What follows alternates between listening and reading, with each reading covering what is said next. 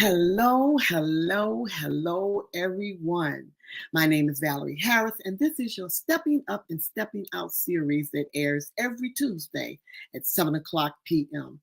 And guys, those of you that might come in later on for the replay and those that don't know me, this series is designed just for you to encourage you, to empower you, and to encourage its listeners to step up and step out of their comfort zone. And today we have a guest with us, and her name is Ayana Smith. And I want you all to give a shout out to Ayana. But I wanted to give you a little bit of information about Ayana and talk about her for a few minutes before I bring her out. Ayana is an author, speaker, and expert financial services professional, life insurance broker. So she's going to be giving us some good nuggets tonight. She has partnered with an amazing company that's providing supercharged products and services. And she currently is licensed to serve families in the areas of Virginia, North Carolina, Maryland, Ohio, Alabama. And as you can see, she has expanded across the nation and U.S. territories, and she blends her love for the financial industry with her background in education. And she does this by educating and explaining the details of the best strategies as needed to those that need financial information. And her mission is to help as many people as she can to understand how to become savvy owners of their money for short and long-term gains. And she also hosts a Money Talk series each weekly, and she shares practical and savvy strategies paired with the fundamentals of money and mindset. So this evening, and I will bring to the screen with us Ayana. Hello. How are you, Dr. I'm Van? doing good. I'm so thankful that you decided to join us today on Stepping Up and Stepping Out with Talk Time Val. So I'm so glad to have you here with us today. Thank you. So glad to be with you, and thank you for the the honor of being your guest on your show, because you are stepping up and stepping out with Dr. Look, Val. let me tell you something. This was a stretch, baby. It was a stretch. But you're doing it. Yes, I'm doing the best I can. Yes, doing a great job. Yes, well, thank you. Well, this evening I wanted to talk about 5 essentials that we need to know about retirement. So I just want to, talk about a couple of questions because I know you're an expert in this area, that you can give us some nuggets and some things to think about as far as retirement goes. So the first question is, what are some of the things that someone needs to put in place before they decide to retire from their job? Wow, I'm glad you asked that, because I was looking, you know how you look back at your notes and you're always talking about things. And oftentimes I will do, you might see me do the savvy, the savvy woman and her money. And I really like to cater to, just to give a little background, I like to cater to the professional woman, because there's so many professional women out here, and men, but the professional woman, because we do so many things and taking care of the families and all that, that sometimes we put ourselves on the back burner and retirement comes upon us and we haven't thought about it. But the things that I would say, looking at that woman starting at like around 35 on up to 65, and now the retirement age is really almost at 70, if I could, put that out there, that we need to start thinking about having a budget and naming our money and telling our money what to do. So, you think about, you want to have a vacation fund, you want to have your college fund for your children, grandchildren, all that. You want to have that fund to think about, what's my travel fund? If you need to trick your mind and say, what's my Christmas fund? Something that that you'll have some liquid money that's put aside. So the first thing we need to do is think about budgets for ourselves, and how we need to kind of put those things in place and have that money that we can get our hands on. If we're old school, I know my mama always had that drawer with some money in it, but we do need to have some money in the bank, for that big emergency time. I would say another thing, we need to think about, even as we're heading towards retirement, think about your life insurance. So we can, points we can double back to, but think about your life insurance other than what's on your job, and then we can really think about like the pros and cons of savings. You know, where do I need to save my money?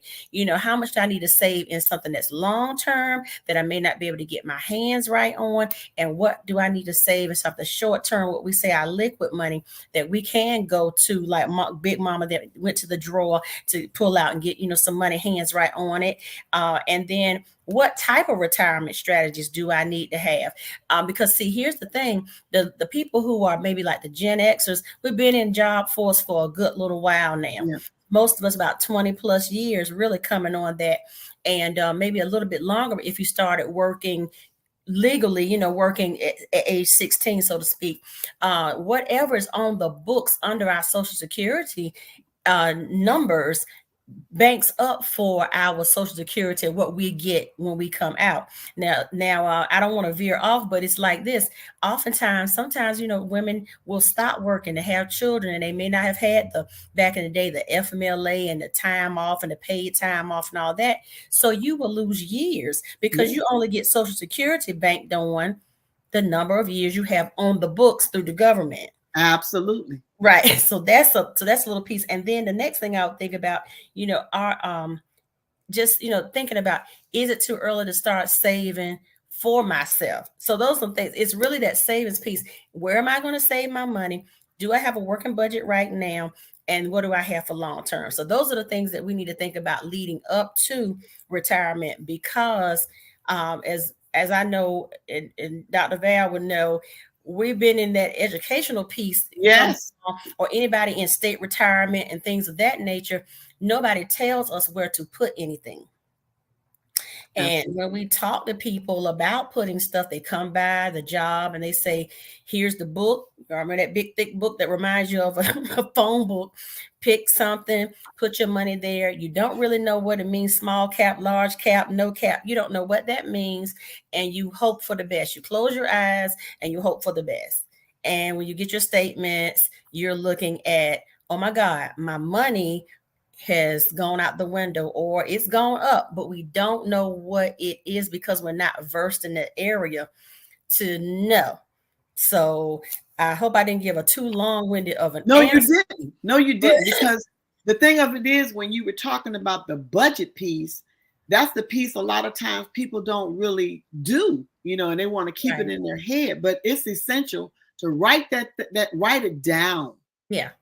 To keep it in our front of our eyes so that we'll know where the money is going, where we need to save, where we can pull from here. And like you said, with the emergencies, and then especially when we retire, you don't get as much money, even though you've put money in. Your finances are totally different, and you have to adjust to that retirement piece. Well, if I can interject there, Dr. Val, really what we're not told and taught is that we're supposed to adjust while we are working. Yes. So what happens is if we just give a flat round number, lower number, $50,000 a year, you know that 33% of that is going to be taken out for taxes. Yes. So on contract, you may make $50,000, but you are only bringing home 2/3 of that. So, okay, you only bring home 2/3. And then basically, if you're going to run concurrently, I saw like 31 years as a teacher, running concurrently, then you need to probably take 20% of what your net is and put it in something to start making some money. But then comes the what. What do I put it in? Right.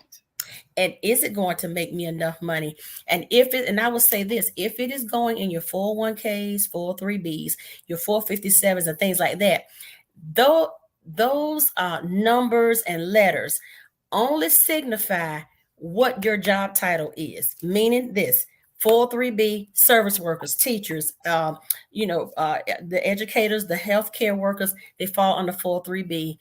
401k is your private sector. 457 can be either or. But here's the thing, it's just an identifier to let Uncle Sam know what you do as a profession.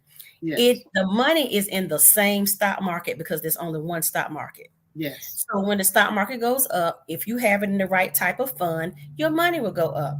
If you don't, your money will go down. But Go down. Say it again. It'll go down. it will go down. And here's the thing. This is what, like I said, my background, education for 150 years. I always have people laughing at me when I say that. But I remember asking an old administrator I said, well, look, where do you put your money? And they said, well, I put my money in the, the 403B, and I just ride it out. Okay, that's all well and good, but you can't ride out if you're coming to the end of your retirement years and you have a big dip in the stock market and then 40% of your money is gone. I had some friends that happened to, and they worked in the postal arena, postal service arena, still the same stock market, but they had a TSP, Thrift Savings Plan, which is military civil service people. They lost 40% of their money, and they were at retirement time and was coming out. They didn't have another 20-25 years to ride anything out. You can't recover what you have lost like that. It's really hard. So that's why I go back and say you have to learn how to save concurrently while you're working. Yes, the 33% is going to Uncle Sam, yes, and you bring home your net, but then out of your net, you have to then cut that pie down some more and save in a vehicle that is going to work. And that's where I come in. I focus on the long-term strategies like the life insurance that will allow you to make money and that are safe, but you put your money in over time, as you are also having a death benefit if you were to pass away too early. But you have money that you can place into that vehicle and that strategy of long-term life insurance, which is whole life or index universal life, that will grow money over time. So by the time you get to that 31st year, you will have money, in there that allows you to pull out without you getting penalized, becoming your own bank type of becoming that. That's a simple way of putting it. You can become your own bank and take from yourself instead of having to then go and borrow more and all that, because we will, as you said, Dr. Val, come out with less money than what we are making as our current job will give us. Yes. That's good stuff right there. I hope it's going to bless somebody and help somebody as far as that's concerned. So what retirement strategy do you feel is the most important for those who are about to retire? Well, one thing, start looking at, if you can, some people have multiple have had multiple jobs where they have put away retirement strategies, throughout. So you may find yourself with one or two jobs that you've had, and that you had a 403B or 457 or TSP or whatever. You can look at combining those retirements and see if you can qualify for an annuity. See if that would be an option for you, so that you won't get hit completely with your taxes. Because here's the thing, the money that's put away in your retirement system as you're working is not taxed, but it's sitting there. Waiting for you, but making interest for them. And I'm gonna go say it like it is. Tell it like it is. It makes the interest for them. And then, you get your allotment. But here's the thing, because that allotment was not taxed, you now are looking at your retirement like it's still a W-2. And the retirement is going to be taxed. And that is a shocker, because I had some of my boomers, my baby boomers that came out and retired, and they were like, well, why is my check being taxed? Because nobody had explained that your money was not taxed prior to being taken out, and now you're getting it as income, and anything that's taxed is it that serves as income will be taxed. So that's a shocker too. And I would say, as you head into what retirement, I didn't write this one down, but it just hit me. Seek a tax professional, not just, someone that you can just, I'm not knocking when you can kind of drop your stuff off, but you might want to think about a person who has that kind of CPA knowledge to really guide you, and that they really focus on retirement and how those numbers are looking, because the tax codes change and you want to be up on that. And so they can give you some depiction on your previous tax returns and how they may be looking with your upcoming retirement. So, and how that will look. Yeah. And the thing of it is, we need tax advisors. Yes. Because they're the ones that will call us in and look at our portfolio to see what we're doing right, what we're doing wrong. And definitely when you about to retire, you can't be coming out of retirement with a bunch of bills. That's my whole thing. I wish I had the picture, and this is where having we could sit and talk for a complimentary consultation, because there is a thing, and you can look it up. If you look up, it's called the X curve. And basically what that is when you start younger, you have, you don't really have anything, but so you're building your stuff. So that's when, you get in debt, you buy your homes and cars and all that.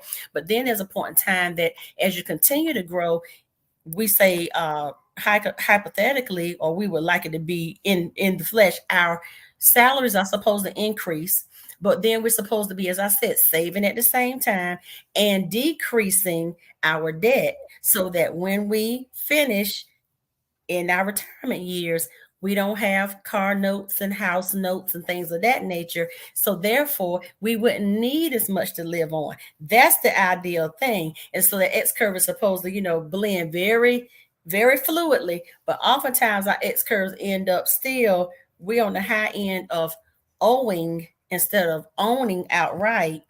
And now we're looking at saying, well, I'm tired of working, but our money is not matching our stuff. It don't match. It's not matching. So that's the tough part, and therefore we have to keep working. Also, another thing when you think about retirement, Dr. Val, like I said earlier, the number for retirement age is getting paced further and further out. So like right now, I think it's like 67. They say you are at the maturity to retire, but it's going out because think about this. And I want to put this out here. There are less people as time has gone on, especially in the pandemic, when people, lost jobs and things of that nature. A lot of people started businesses. Mm-hmm. So when you start businesses, nothing wrong with it, because we got to have them. Business owner myself. But the thing is, the less W-2 workers we have, and the more entrepreneurs we have, the less people we have paying into the W-2 retirement system. Does that make sense? Okay. It makes a lot of sense. So you think about when you get money taken out of your check, if you were still a W-2 worker, you get money taken out of your check, you see your taxes and you see FICA and you see all these other letters. Yep. Well, you see your Social Security taken out. That Social Security is not, which I used to think, oh my goodness, was I really shaken? I used to think that it was going into an account for me. No, it was funding the upcoming retirees. Exactly. So back in the day, there were 10 people working to one retiree. Therefore, they had the money. Now that number has shifted where it's maybe 1 to 2 people funding a retiree, but there are more retirees and less people in W-2. Absolutely. Because there are a lot of people doing ride shares, just starting their own businesses, making it, building the American dream, and nothing wrong with it. We have to do it because we have to become our own economy, and being an entrepreneur is a way to do it. Yes. And another thing we're seeing too is in that shift, you have a lot of people that don't want to work no more.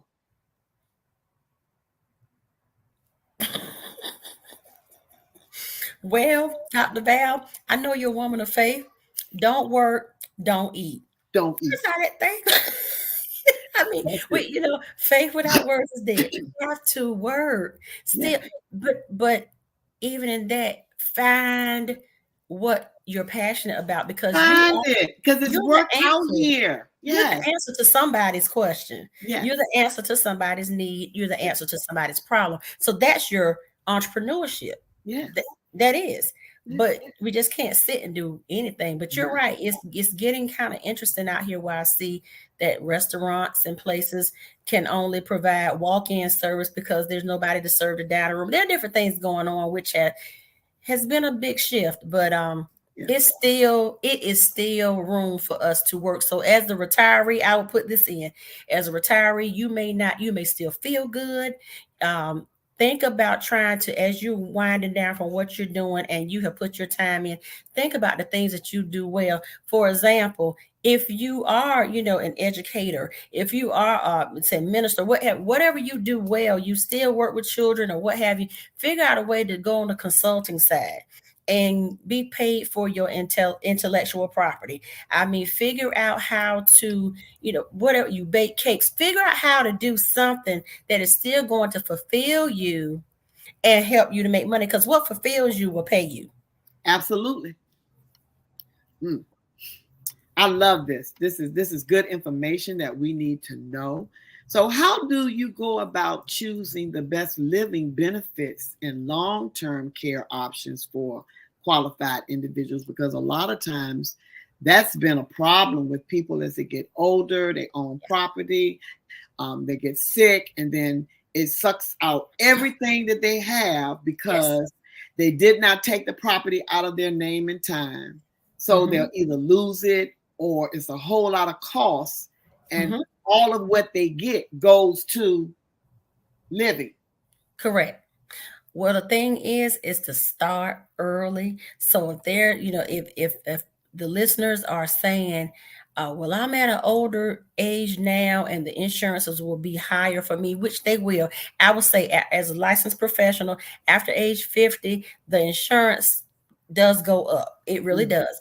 Because, when you look at it, we're not rushing anybody away, but it is looking at, we have less years, in front of us than we do behind us. So that's just that formula. But here's the thing. If you have children and grandchildren, let me tell you how you got to set this thing up so you can kind of work, reverse engineer it. Yeah, because we need to know. People need to know. Start your policies now.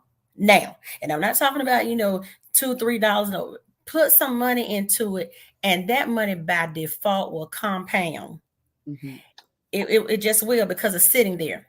When you're in your 20s and your 30s, family members in 20s and 30s, they need to get the living benefits policies now, long-term care now. So this will be the things that will just go along, because we don't even know when we'll get sick. It's not always somebody old getting sick. We can have an accident and then we can't walk and we can't bathe or toilet ourselves. That's where those living benefits will kick in, and we don't think about it because we're young, we're good, we're not gonna, nothing's gonna happen. You never know what'll happen. You don't know, but it's better to get these things while you're healthy. So let me just say this: health is a concern. Make sure that you get these policies and stuff while you're healthy, and then and then it's there, because just say God forbid you did get diagnosed with cancer or heart attack or stroke or anything like that. If you already have these policies with living benefits, long-term care in place, then they're there. And those are the policies that will cover, especially our middle-class working people, because like Dr. Val said, once you get to a certain age, you own a home, things have not been moved out of your name. They do that look back of 5 years. If the property still been in your name, you can't get anything. You get your when you make a certain amount, you get Medicare. And then it's not Medicaid. And if you still owning properties and things like that, this is where it's important to have the long-term care and the living benefits already in place. So then that money will be there for you to disperse and pay for the care you need, and you not get kicked out because the health insurance only lasted for 14 days when you needed 28 days to rehabilitate. So that's the prep part right there.